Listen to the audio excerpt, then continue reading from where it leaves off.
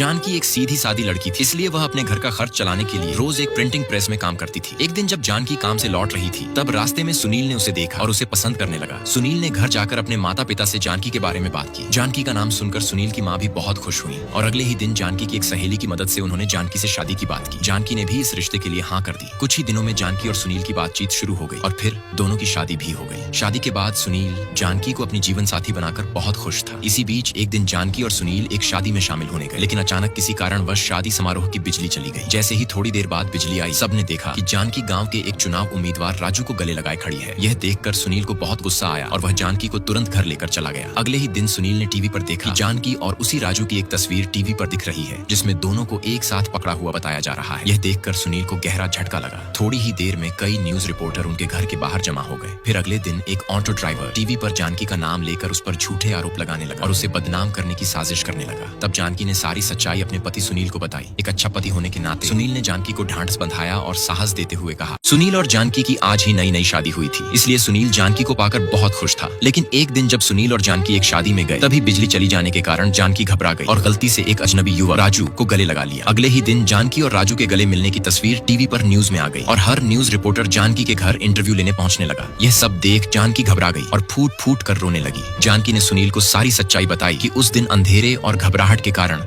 उसने गलती से किसी को गले लगा लिया था। इसका कोई और मतलब नहीं था। सुनील एक अच्छे पति की तरह जानकी की बातों को समझता है और प्यार से उसे सांत्वना देता है, लेकिन सुनील के घर वाले जानकी को ही दोषी ठहराते हैं और उसे मायके भेजने की बात करते हैं। यह सुनकर जानकी फिर से फूट फूट कर रोने लगती है, लेकिन सुनील आकर उसे हिम्मत देता है और कहता है कि घर वालों की बातों पर ध्यान मत दो। धीरे धीरे इस घटना की वजह से सुनील और जानकी घर से बाहर निकलना बंद कर देते हैं और चुपचाप घर में ही रहने लगते हैं। कुछ दिनों बाद जब वे मंदिर जाते हैं, तब भी लोग जानकी की तस्वीरें लेना बंद नहीं करते। यहाँ तक कि जब वे शॉपिंग के लिए बाहर जाते हैं, तब भी सब लोग उन्हें घूरते हैं। इस सामाजिक दबाव को जानकी सहन नहीं कर पाती और एक दिन बेहोश होकर घर पर गिर जाती है। इन सब समस्याओं से बचाने के लिए अंत में सुनील के मामा सुनील और जानकी को समुद्र के पास स्थित एक गेस्ट हाउस में जाकर रहने की सलाह देते हैं, जहाँ कोई भी उन्हें परेशान नहीं कर सकेगा। इसलिए अब दोनों उसी गेस्ट हाउस में शांतिपूर्वक रहने लगते हैं। प्रकाश एक बहुत ही नेक और मददगार इंसान है। इसी कारण आज जब श्रीलंका से आए हुए एक परिवार को मदद की जरूरत थी, तो वह बिना पुलिस से डरे उनकी सहायता करता है और उन्हें एक अच्छे घर में रहने की व्यवस्था कर देता है। दरअसल दास नामक व्यक्ति का यह परिवार आज ही समुद्र के रास्ते नाव से भारत पहुंचा था। उसी समय समुद्री पुलिस ने दास और उसके पूरे परिवार को पकड़ लिया और थाने ले जाने लगी। रास्ते में जाते समय एक पुलिसकर्मी को दास के परिवार पर दया आ गई, इसलिए उसने सुबह सुबह ही रास्ते में उन्हें छोड़ दिया।